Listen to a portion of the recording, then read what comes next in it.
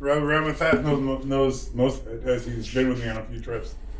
So that's good. But first and foremost, myself, Rabbi Yisrael Katz, so people forget to ask me from back in the day. So there's that. But additionally, when I started out in fundraising, I started out with knowing nothing. So about 5 years ago, I came into Aish and asked me to come help them build Aish. I have a little bit of fundraising experience. And then fast forward a couple of years, and now we handle almost all major gifts at Aish. Between myself, the CEO, and the executive vice president, we handle a lot of the major accounts. And that funds all the stuff we do here at Aish. How many people are students? Everyone here is students at Aish at some point? Yeah. Okay. Yeah. I get confused. I was a student. Everything all. You have the smicha, you have the gap year, and you have the base mentorship. Okay. Awesome.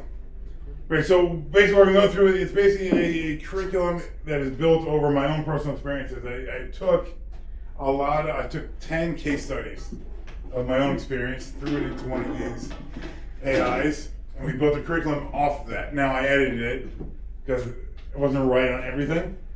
So they just helped me put it in structurally, and then I built the rest. So you can ask questions, and then I can tell you which case it was and whatnot, but we'll delve into that in a bit. But there's 3 core mantras that I would at least put together. The first one is, and I find this to be the most important, patience and persistence. I learned this from a mentor of mine.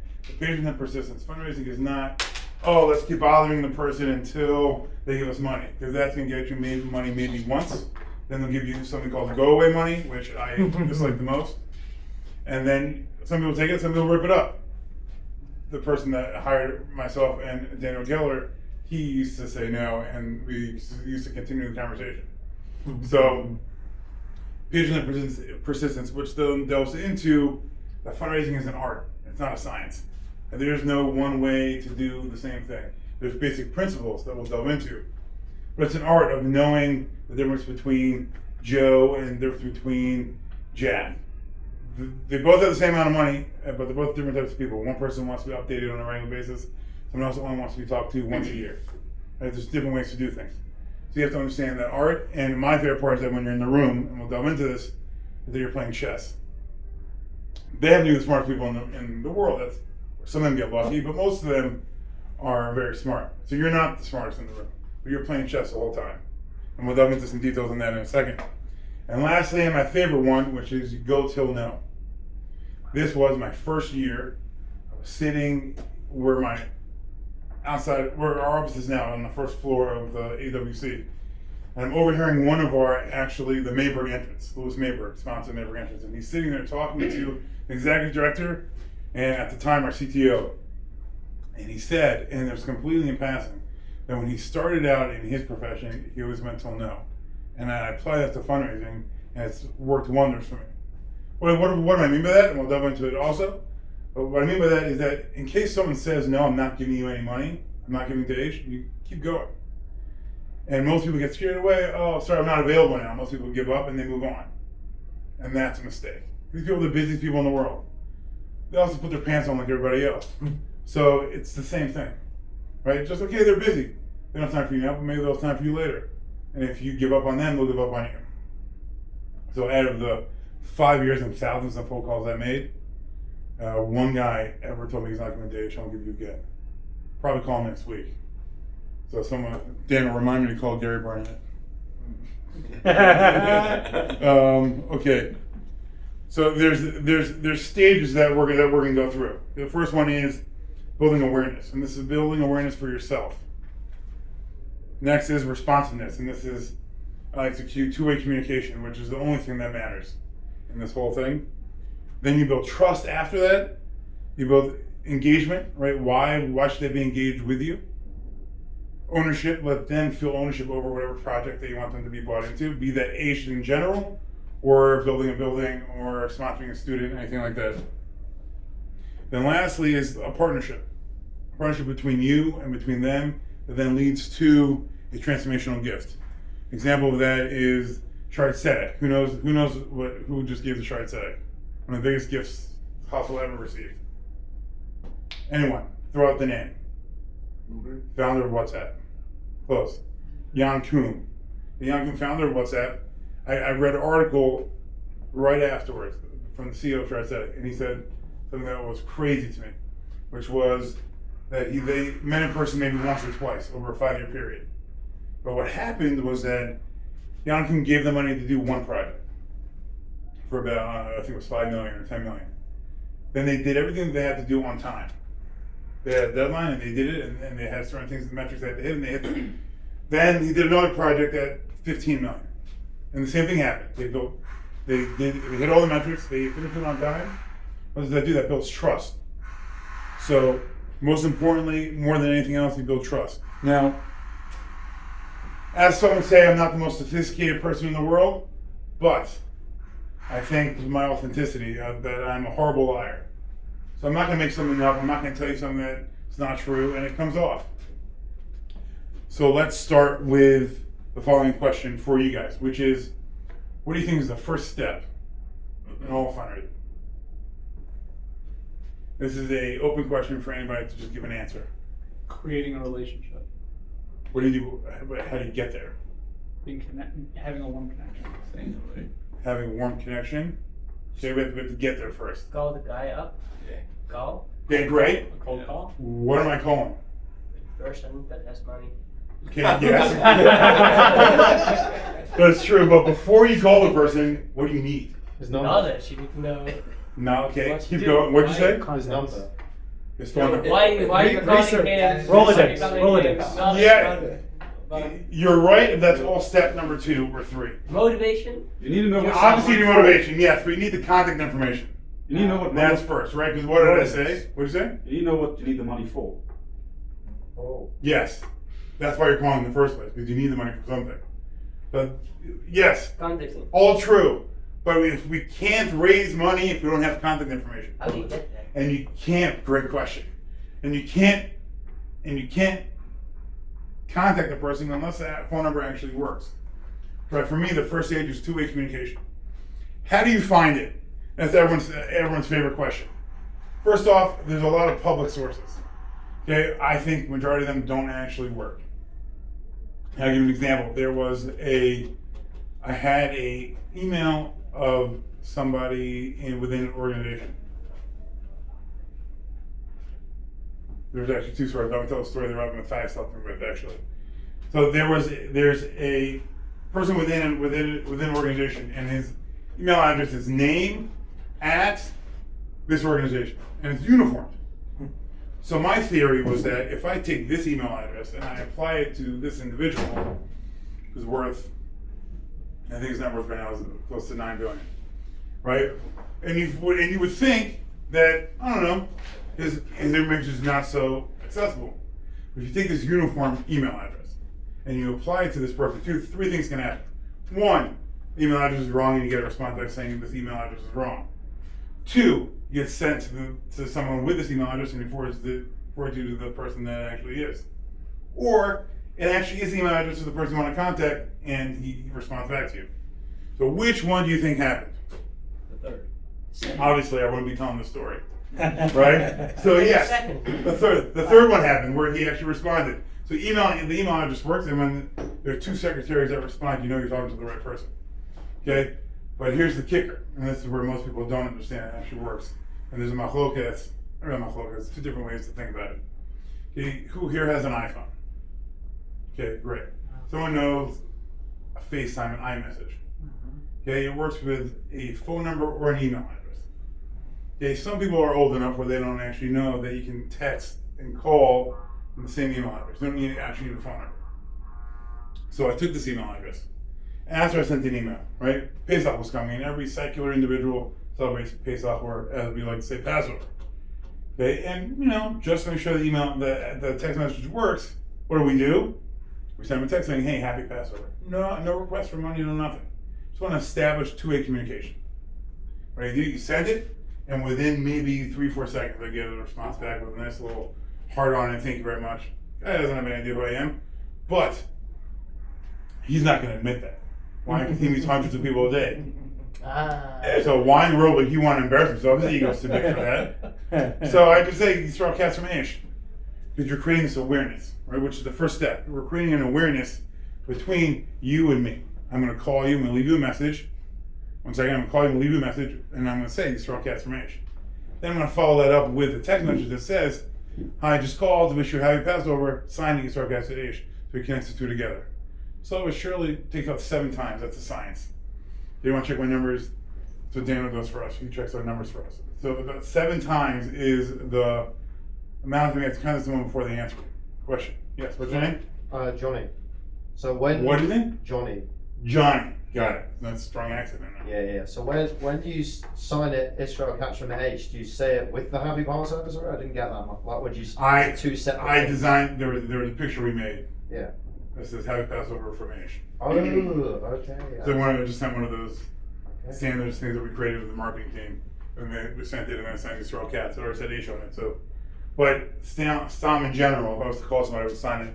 Yisrael Katz from Aish. So the next time I reach out, it's Aish. They've now associated the two together. Okay. We cannot raise major gifts if you can't establish a two-way communication. You can apply that the different ways. There's one time I went into white pages, and there's like 7 phone numbers. So I uploaded all the phone numbers in my phone, and I saw which one showed up as blue. And that's what we started contacting them. There's different ways to do it. What were you saying about calling 7 times? The science says you have to reach out 7 times before they actually respond to you. I mean, most of these people, Meaning they're spread out over a certain length of time? no, they're not gonna do 7 times in a row. That's how they're gonna. Right, so what do you mean there? Meaning, okay, 1 week I'm gonna reach out to you, not expecting a response. Okay, let's say a month later, I'll reach out again for some reason. Either I see them in the news and I wish them congratulations, or I see that, or it's opening day and they're an owner of a sports team, and I send them an email.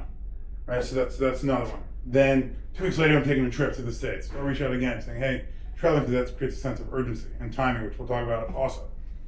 Timing, I think, is more important than really any other reason. Timing is significant.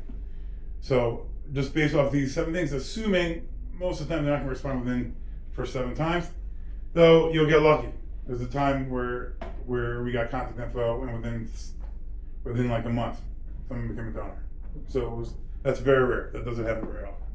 Okay. Any questions before we go on to the next piece? Yeah, do you use the data broke? Do you Google the name, and if you know the address, or you've also searched through, for example, if they're a registered Democrat or Republican, they've made donations, you have their address, you're able to confirm. So there's that. actually a database that records all of that, and then we pay. The data brokers.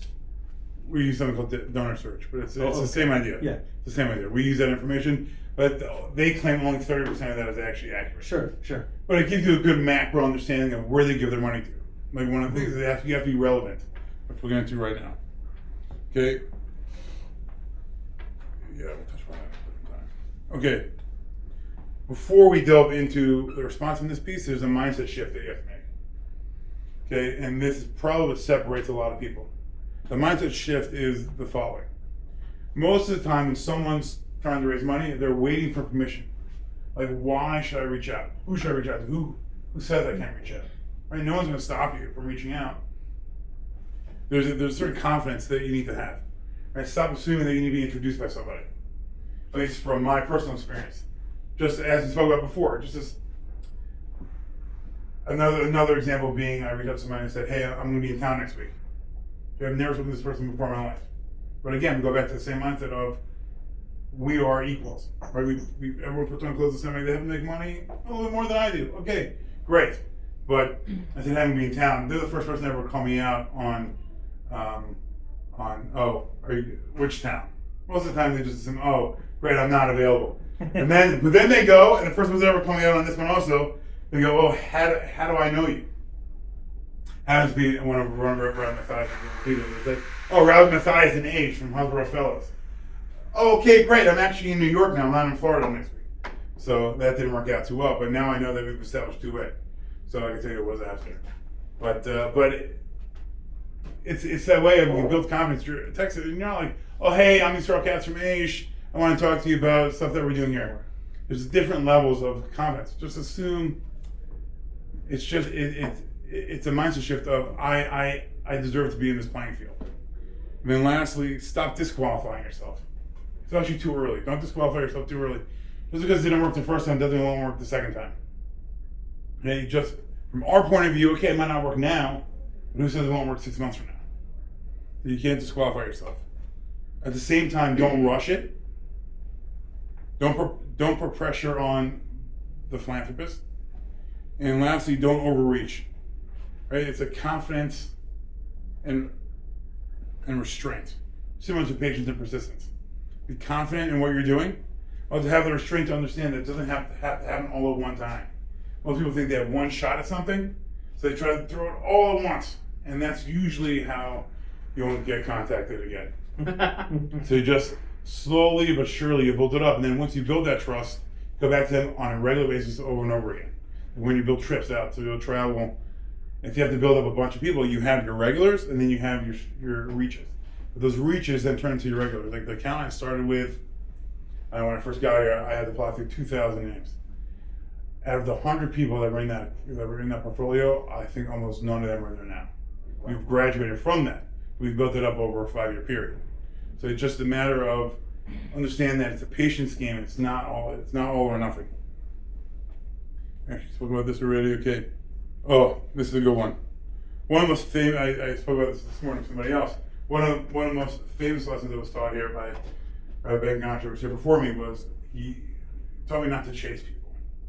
Because not every wealthy person is worth pursuing. Why? Someone tell me. Why is not every wealthy person worth pursuing? Just take a shot. They're not Jewish. Some of them will just be. Not Jewish is not a qualification. I love non-Jewish people. Some are just quite selfish. It's not the Like, real you know, thing. What'd you say? Some are just quite selfish and don't like giving money. They're rich for a reason. You know? They're rich for a reason. Okay, you can go that route. Not every person is a philanthropist. Sometimes they're wealthy. Like we know they're rich. The question is, are they givers? There's some people that are not wealthy and are massive givers, and some people that are extremely wealthy and don't give. Do you know who, at the end of their lifetime, they found have been the most significant profession that gives money? Doctors. Huh? Doctors? Doctors say absolutely not. No. CEO. The CEO. profession that gives the most money? The profession at the end of their life that science has shown, I just learned this recently, has given the most money. You would never guess it. Rabbi. Teachers. Close. Who said teachers? Teachers. Why? Because they've given their entire life. Then they get pensions, and that's more money than they've ever had before. So, and their living style is low. So they happen to give the most money later in life. So they don't necessarily give right away. Once they get their pension from public school system, whatever it is, they give away a lot of money over a long period of time, which was to me a shock. But I heard that maybe 2 months ago.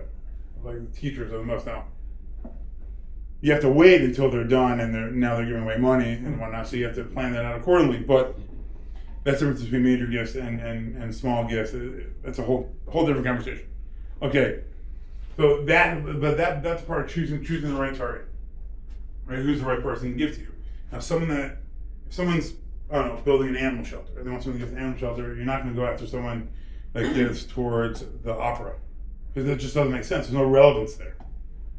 So who are the people you're reaching out to? You're reaching out to those that you see, have given to other animal shelters before. When I walk into a shul, I hate to say it, but every time I look at the donation board, right? Because I want to know the names, so that if I ever come across it again, you have to know your field. Once you know your field, then you can start reaching out to those people and you can start talking to them on a regular basis. They pop up somewhere, and then so on and so forth. Also, finding a target you follow on LinkedIn. There's a guy that has given us a multi-year gift of 6 figures that I found on LinkedIn, and that basically reached out to him because I know there's cash flow in his account and liquidity once he sells a property. So on LinkedIn, he always talks about how he sold this property to Target or Amazon or whatnot. So what do? I call the guy up and say, hey, are you available next week to get together in New York? And we get together, and then that turned into a big gift. But that's back to the relevance thing, right? The timing and relevance of what's going on in their life, you have to be aware of at the same time. Yeah. When you say, "Hey, are you able to get together in New York when I'm there?" Do you explain why, like the reason for is you're raising money? So some people do. Some people ask the questions. Most of them, very rarely was I asked why do you want to get together? And if they ask, they'll say because they want to see how we can partner together. They know it's a fundraising meeting now. So my title is Director of Strategic Partnerships. It's ambiguous on purpose. Is it a partnership, or is it a financial partnership, or an actual partnership? What might they think that it is? If it's not. They might think that we want to partner, like we need their advice on something. So we're partners. right? So it's ambiguous. But once I get there, they understand where I'm coming from, and then once we build that relationship, they know that I'm there to raise money. I'm not shy about it. Like I'm not going to lie and say, hey, that's what it's for. I'm like, I want to say we can partner together financially to see how we can change the world. Like if you're going to shy away from being a fundraiser, then you might as well just leave, because there's no point. Most people, what I've come to realize when I first started, I didn't think this was the case, but I realized that people know the game, especially philanthropists. They know why you're there. And I was taught a long time ago, before I got to Aish, was that everyone's going to give, philanthropists they're going to give money. And when they're in the country club and they're sitting at the poker table with all their friends, and they're talking about how they're changing the world, you want to be one of those reasons what they're bragging about. And that's my job. My job is to go to them and talk to them and explain to them why us partnering together will help us change the world, more so than if you went somewhere else. I'm not saying those are bad places. I'm saying that Aish is in the process of changing the world for this reason and this reason. Right? And if you're talking about a secular person, someone that's not Jewish, we invest in people. And I have led multiple tours of hedge fund people that come in here that are not Jewish. What do you mean we invest in people? What is, All of you guys, Aish invests in the people of the world, leaders in the world. Right? When you go out and there are multiple Aish alumni. I don't know them as well as other elderly alumni, but Aish has a strong contingent of alumni that have gone out, become leaders in the space of the world, not just in rabbinics, but in other places. So we, as Aish, we invest in people. Is that not true? I'm just trying to get a sense of what they feel like they're playing a part of. A hedge fund individual. Yeah. So they invest in the stock market on a regular basis. They want to invest. They want to do good. They want to invest in a winning product. So why would you, if you want to do good, you want to do philanthropy, then why not invest in an organization you know has been around for 50 years, has produced thousands of alumni that have been successful? Why don't you want to invest in that? That's a winning stock.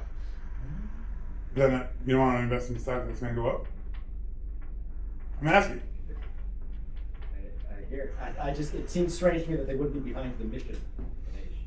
What's the mission of Aish? To bring Jews back to Judaism. I would think that it's explicitly a Jewish mission. Obviously, a world mission too. Like the Jewish people's mission is the world mission, is humanity's mission. But if you extract the religious part of it, the Jewish part of it, the Jewish people's mission part of it, Yeah. I'm not sure what remains. That would be compelling enough for a hedge fund manager to, donate however much money he's going to do. Let's not get off topic, but come to me afterwards and we'll talk about this in much more detail, because I love this. We actually asked Rosh Shiva, can we invest in people that are known as not great people?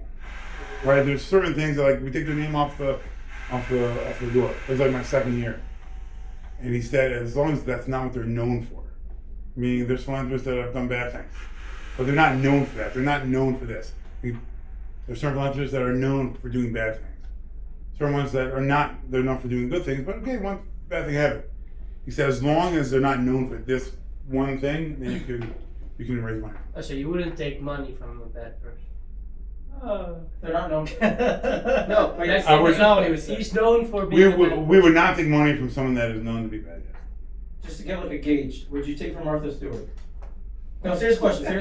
She went to jail. Is that what Went to you're jail, saying? but she's not known for going to She's jail. not known. lot of people Is- got is- it. is she- Talking about Jeffrey Epstein, we're not taking money from Epstein. Everyone knows she went to jail, but she's not known for it. Madoff, That's what I'm Epstein. So I'll saying. probably take money from Martha Stewart. Wait, Madoff I is see. a very different story. But Epstein, I'm not taking money from. If Madoff, he's we're not not taking giving money. $1 billion, she won't take it.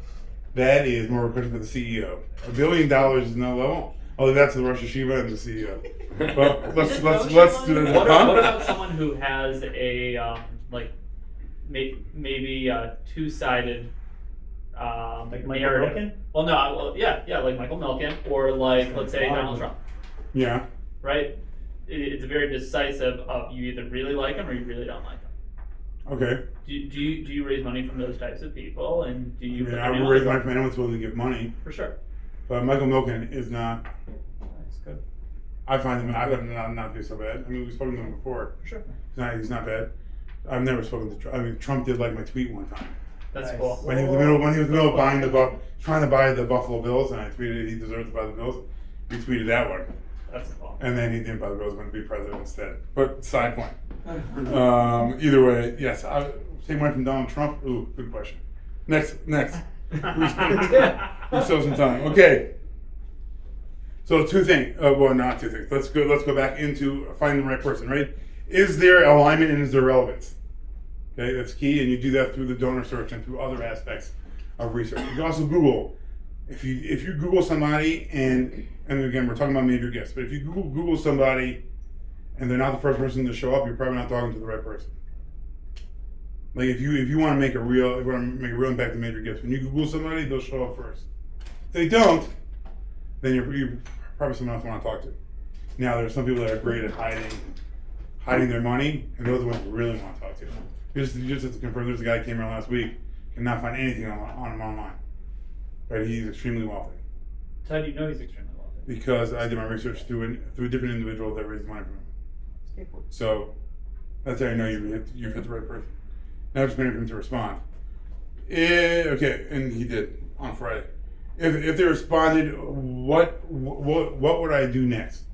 If the philanthropist responds, what's your next move? If you're clueless of what your next move is, then there's no relevance. If the person gives, if the person only gives to widows and orphans, you're barking up the wrong tree, because we don't do widows and orphans.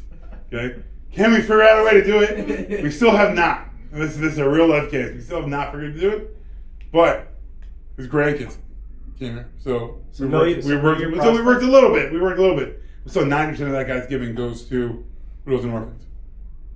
And is this person likely to care about what you do? So back to this widows and orphans piece. If 90% of his giving goes to widows and orphans, then why would they give here? And we spent a lot of time on it. We still haven't raised what we wanted to raise. So then we move on. It seems that we've moved on, waiting for the next opportunity to come about. But we still have a close relationship with them. We still go back to them every once in a while. It's not like we're done with them. The momentum's not there anymore. Okay, now, a few things to avoid. Don't chase famous names just because they're famous. One, you have to do the research on them, like we spoke about. Just because they're in the news, and they seem like they have money, keeping up with the Joneses is a real thing, right? And if your friends tell you that someone's wealthy, they're definitely, the way that I define wealth and the way you define wealth are two different things. So you have to do your proper research. Pursuing wealth without interest, barking up the wrong tree, similar to what we were talking about before, which is if the person's wealthy but has no interest in giving to Aish, then what are you doing? Stop wasting your time. And lastly, outreach driven by ego or pressure is horrible. If you're just chasing somebody for ego reasons, because you want to be the one to do it, or it sounds like a great thing, like I'm in touch with so-and-so, then you're doing it for the wrong reasons. For pressure, this goes back to if you have to raise money because you have to support your family, that's why percentage-based fundraising is not, or commission-based fundraising is not looked upon very highly anymore, but not part of this session. Now,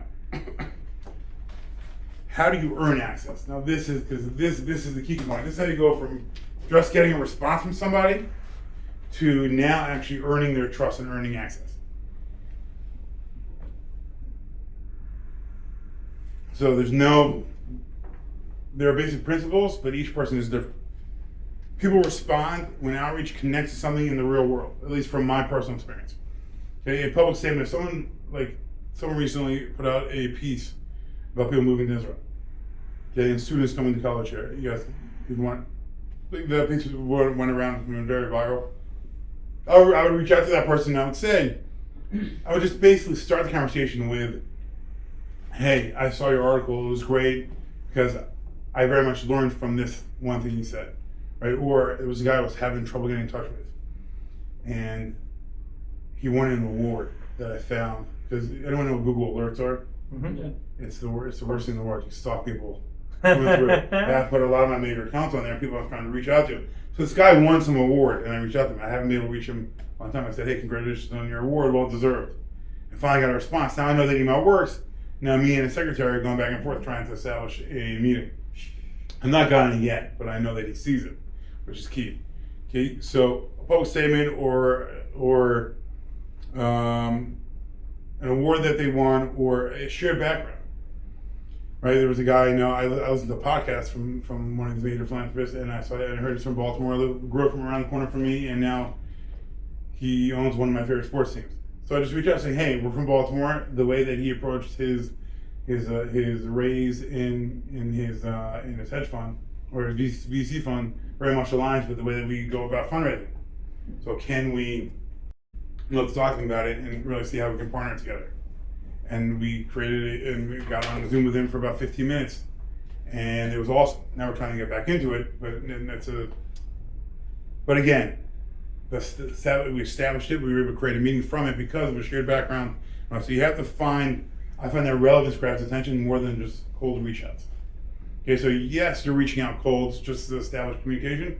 And after that, what makes you relevant more so than the next person? Everyone else is reaching out to them, but what separates you from the person next to you?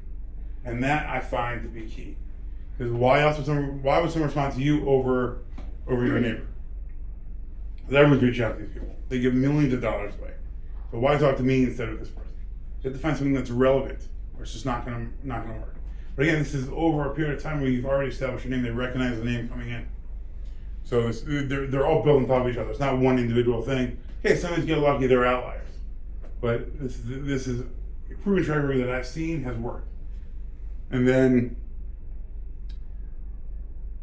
next step is a part of that communication is that when you're writing to speak to someone, not pretend, but you belong in the conversation. You yourself are a professional in an organization that is well established and changes the world, and you're giving them an opportunity to change the world with you. Just because they're millionaires and billionaires and whatever you want to say, hey, they're experts in their field, but we're experts in ours. And so you can't talk like you're an expert in your field. Let's say, again, let's go back to the, hi, I'm Katz from Aish, in Jerusalem, we run this type of organization. Don't over-explain. Okay, hi, I hope all is well. I hope you're preparing for a beautiful summer. I'm going to be in the States next week from June 23rd to the 30th. Are you available on the 25th at 10 a.m.? Well, let's grab coffee. Done. There's friendliness, there's confidence, and Conciseness. yeah, it's systematic. But again, you're not coming off as they say, nebuch. Right? You're coming off as someone that belongs there and like, oh, this person's concise. They're not going to read an essay. They're not going to read a whole email about why they should give to you or something else. They get those all day. My goal would be just get in the room first and let me explain in person. Because the communication back and forth, the in-person communication, the body language that you're giving off when you're talking to them is key. And then you also do your research ahead of time. But don't pretend like you don't know who they are. Everyone's scared to like, oh hey, I'm gonna walk in. I heard a great podcast before. Someone I heard this. I was not part of this. The story I heard was that there was a philanthropist that went into a meeting, and this person's father is a well-known philanthropist, but his son has the means to also give major gifts. But no one ever establishes the son. Everyone always talks about the father. So this guy went in, and I learned this, and I carry this with me wherever I go. He goes in and he talks about how, I read this article about you, and it's fantastic to know that you gave to these couple places. Right? You think someone's going to be insulted or weirded out that you did research before you walked into the meeting? Right? They're going to understand that you were well prepared. That this is someone I'm going to invest in. If they're prepared for my meeting, imagine how prepared they're going to be for anything else that we do. And then, personal example is that I went to a meeting once, and this guy's foundation is called Highway 66, and I could not understand why it's called that. But in the conversation, I was with our CEO. Conversation, we're talking about how he met his wife. He said he met his wife on the 66 bus in New York. I said, is that why your foundation is called Highway 66? He goes, yes, actually that's the first time anyone's ever put that two and two together. Wow. Do your research ahead of time. But I think you appreciate that more than anything else. Because of the fact that you do your research, it shows that you're well established. Now I know we only have 10 minutes, so we'll stop here. There's more to go, but we could carry that on the next one. Any Q&A before we finish up? Do you ever rub anyone the wrong way? Like they get irritated. They think you've got too much chutzpah. How do you clean that up? How do you get out of that? So not a chutzpah thing for me. For some of my colleagues, yes, but I'm never into that. But there was a point where I thought something was happening, it wasn't happening, and it turned out very poorly for us. Which someone actually applied to the yeshiva. This philanthropist, he gave us $18,000 chag. Every chag on cue, $18,000, which is a lot of money. And imagine how many chagim there are during the year. I mean, holidays are during the year, and then it just stopped. I got a call saying, "Hey, can you make sure that this person gets into the school?" And I said, "That's not what I do. I can talk to the yeshiva, You're not going to be able to do that. And then he goes, okay, I'll give 36,000, just to make sure. I'm like, okay, I cannot promise anything. I can't. So fast forward, they interviewed the kid. The kid was not shy for the yeshiva, not shy for anything. I thought that we were in communication with him. We were not in communication with him, and we left until the last minute. And since that point, they haven't really given us money since. I don't understand what happened. We handled it very poorly. I thought that we were like, if someone's going to apply, right? You want to update them as you go within the yeshiva. You want to update them to let them know, oh, you might not get in. You should start looking somewhere else. He wanted to come study. He wanted to come study at Aish. Yes. The guy himself. No. So guys, No. Sorry. Let me. I skipped the point there. It seems the guy's daughter-in-law's brother. So the philanthropist's daughter that married his son, her brother wanted to come to Aish. So he was trying. He's a major donor of ours. He wanted that brother to go into Aish, right? And unfortunately, he did not get it. But we waited too long to tell him that.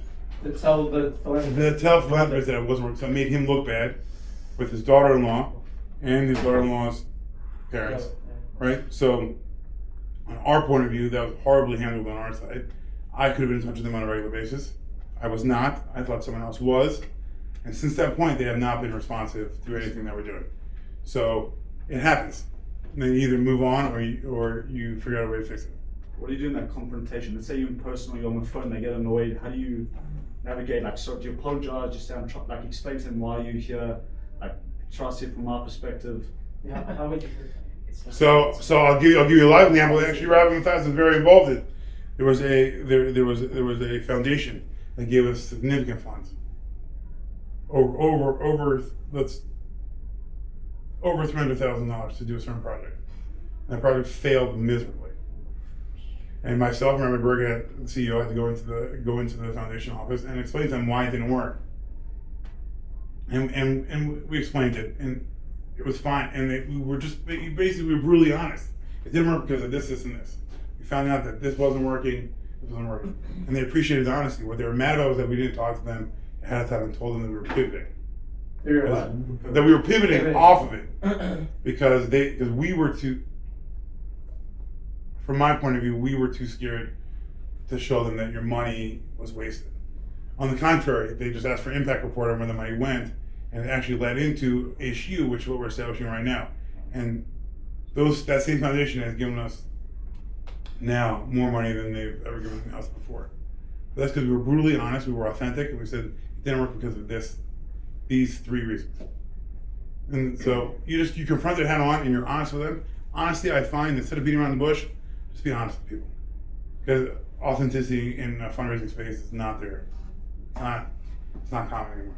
how do you deal with people that have very high egos and maybe want to have their egos stroked? Thank you. Those are the best ones. Why are those the best ones? Why? Because I have significant difficulty with those. I'll tell you why. Because there was a guy who spoke to someone in our institution that gave him a number of a certain program that we were running. That number happened to be wrong, but they already told the student's family that he was paying for their year, right, to come here and learn. So they wanted to call the daughter back and tell them that the number we gave is actually wrong. So sorry, it's not going to work. I said, give me 5 minutes. Because in my point of view, the guy's ego is too big. He's not going to go back to the family and say, sorry, I can't afford it. So all the more he's just going to, on top of his $30,000, he's going to give the additional $50,000 that we needed. We needed about $80,000 for things built on top of each other. I called the guy back and I said, so actually the number was wrong. It's not $30,000, really, it's $80,000. And he goes, okay, I'll do it over 2 years. Like, guys, he goes, he's not going to go back and say, sorry, I can't afford. Like, I know the guy's wealthy. He just built a building in a certain place in America that's extremely wealthy and secluded. But at the same time, right, that's also why I don't have to introduce myself to people I've never met before. Because they're too embarrassed to say, I don't remember who you are. Because they meet hundreds of people a day. So they're not going to say, oh, I don't know who you are. Why would they? They don't want to embarrass themselves in front of you and say, hey, I don't know who you are, sorry. Sometimes, okay. I've never gotten that. Not once. So you start talking to them, you don't say hi, I'm just this. 100%. Wow. I've never gotten, not one time have I gotten it, with them saying, have I met you before? Oh, that one kid I gave you in the beginning, was the only person that ever called me on, have I know you? And then they knew I was Matthias from somewhere else. So we played that card. Outside of that, I've never run into the problem of how do I know you? Next, yeah. Similar to what Josh was saying earlier, if you're trying to get money out of someone that for a certain thing that they don't necessarily practice, so Aish, you want to say this is to help people become from or whatever, or to be better people, and these people aren't that. How do you appeal to them where it's like they don't even agree with that philosophy or whatever? How do you? What philosophy that Aish is running that you don't think that they would agree with? The Jewishness? Everyone loves biblical wisdom. Everyone agrees that biblical wisdom is the wisdom. That's where all the hate comes from. Hate comes from, like, how do you solve hate? By learning biblical wisdom. So if you go into ASU, you tell them that you're Christian, right? Sorry, ASU is the app that we're making right now where everyone can learn online and build their own. So that's the thing we're building. If you go on and say I'm not Jewish, they'll build out a curriculum that we have at ASU. It's built off of biblical wisdom. So everyone agrees that that is the wisdom that you want to base. That's where goodness comes from. Well, not everyone agrees that. Really not. The left wing don't agree with that. Okay. Alright. I haven't run into that yet. Okay. But when I do, huh? You're from a different world than me, aren't I? For now. But I do haven't talked to a lot of secular people, and I also haven't talked to some non-Jews. There's a non-Jew that gives us $10,000, sometimes $40,000, depending on how he feels. I can't understand why. But he likes the investment that we make in people. He understands that good people produce from this institution. Do you do any kind of outreach that's not cold? So do you go to like family office summits, conferences? We were talking about Michael Milken. He does his thing in Los Angeles. The only reason I would go, so what I found there is that unless you're going in with a target, but you know these people are going to be here, and my goal is to get contact information from them. Otherwise, I find it to be a little bit of a waste of time. If I know that Michael Milken is going to be at a place, my one goal is to get a meeting with Michael Milken. That's it. Out of the thousands of people, having to see someone else that I know, then great. But unless I know someone's going to be there, it's almost a waste of time. But again, I find philanthropy one-on-one to be the most significant, right? Because that's really where you make the most money. In the case of Aish, do you ever do fundraising in Hebrew to Israelis? I do not do fundraising in Hebrew. My Hebrew is not great, but I do go to the Anglo Israelis. People like Israelis that speak English. It's not a strong base for us right now, but we're establishing more. I mean, just last week, we raised 100,000 shekel from a few people. But I mean, like in general, does Aish look into maybe Israeli philanthropists that would like to bring olim and stuff like that? We do, but it's not strong right now. A lot of our base is in America because that's really where people that make dollars is where they have the most philanthropy. Israeli culture of giving is different than American giving. Wants to be that guy. He wants to go. Which one? No, it's just, Oh no, good. No, You should be. I'm just curious to know what's the like. It's also much harder to research the philanthropists here because America makes you report your taxes, and that's where all these companies get their public giving from. So in Israel, they don't require that, and in Europe, they don't require that. It's much harder to prospect, as they say, to figure out if someone's wealthy or not. Based off that, but like everyone knows that the Aronsons are wealthy. Like that's just a given. We're Shveli, but everyone knows they're wealthy. It's like okay, so we're in touch with them. But few and far between. We have to get better at it. That's for sure. How do you? He's asked 7 questions. You'll be next. Yeah. The initial meeting face to face. It's the best to do face to face or Zoom or a phone call also works. I like to go face to face. It happens to be I'm probably dependent upon it too much because when COVID came in the war and whatnot, I was able to book a meeting with my biggest prospect. But then the war broke out. I had to do it over Zoom. A killer. So we did it over Zoom and it was great. You would never know that guy was worth 16 billion or whatever. But like, I wish I could do it in person. And I was good on Zoom, but I could have been better. But I have to get better at it because that's where the world's going. Yes. How do you determine how much you're aiming to raise from a given philanthropist? So based off your research, a lot of that. So based off my research that I've done, I would understand that I'm going to ask them this ballpark. But what I've come to learn over time, that I'm going to ask them. Meaning my first initial meeting is I know how they give and their past giving to different places. So at the end of my first meeting, it's gonna be, would it be okay if I came back with a proposal for $200,000? And they would give me permission to come back, which we'll double upon in the next class. The permission is the access that really creates the entire foundation for transformational giving, which then leads to 7-figure gifts and 8-figure gifts. So they're co-creating and partnering with you on that, or it feels that way. Yeah. So at the end of the meeting, we talk about Aish. We say, and I ask questions to get what they're interested in, and then I say, can I come back with a proposal based on what they said? Can I come back? Would you consider a proposal $250,000 to help build the building for the issue, or help establish a founding partner for issue? So if a person has $1 million, how much do you ask from him? The guy has $1 million. He's probably not a giver. Okay, if he has. We're talking about 100 million, probably, let's say, a net worth of $20 million or more. What you're would you probably ask then? Like if he has $100 million, what do you ask? Is the guy a giver or the guy's not a giver? Yes. Just because he's wealthy doesn't mean he's giving money. Sure. Let's say he's a giver. He has $100 million. You're probably asking first time gift. $100 million, probably 200,000. Maybe 50. But it depends on how he's giving. Like if he gives to 7 places, $100,000 each. We're not that. There's a certain family here that gives 7 different gifts of $2 million or more. So we're not going to be in that $2 million, but we'll be in. I'm going to ask them for $1 million, or $2 million over 2 years, or $5 million over 3. Like we have to determine on what the best ask is, and we'll get that. We'll build that conversation into the beginning. I'll go in with multiple requests ready to go. So you mostly target people that are above 20 million net worth? I do, yes. When I first started, I did not. But now I have the major gifts range. So I do 20 million or So more. you still target smaller gifts? Yeah. We have team members. Like we have one guy on the team. He only handles small gifts.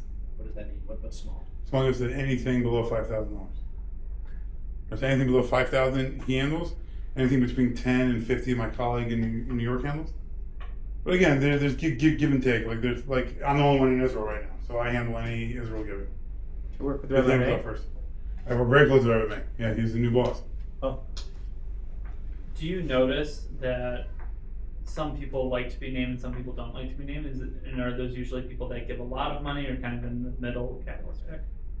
Or is it not really? The people that give a lot are usually the ones who want their name everywhere. Yeah. They want their names their on egos. There's some people that just give because it's the right thing to do, and we have a few of those. Like there's $100,000 that come in anonymously, $250,000 come in anonymously. We know who they are. There's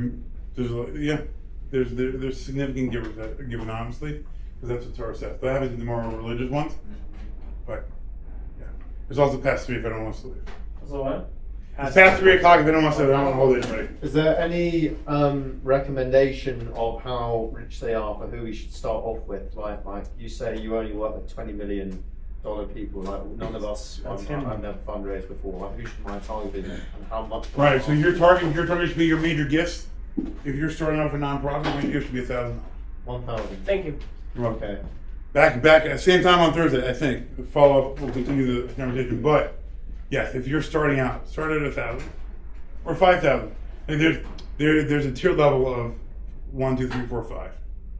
Each person's tier level is going to be different. My 5 is $1 million. And it's the height and heat is what my mentor taught me. The heat is how much they care about your organization, and that's 1 through 5. And the height is how wealthy they are. But the height changes based on your profession. If it's me, my 5 is $1 million. My 4 is 750,000. My 3 is 500,000. My 2 is probably 250, and my 1 is 100,000. Okay. But that's based off capacity, huh? I should be like 5,000. So if your top is 5,000, do 5,000. 4, 2,000. 2,500. Yeah. 3, 1,000. 2, 500. No. Let's do 10,000 as your 5. Okay. 7,500. No, 7,200. Okay. 5,000, 2,500, and 1,000. I think that's 5. Right? So you start there, but then as you grow as a fundraiser, those numbers jump. And then soon enough, your 1 will be 10, and your top will be 100. and then you're both Okay, amazing. Yeah. Anything else? Gonna make some money. Let's go. Yes, we will. Any question, you guys? I work on the first floor of the Aish World Center.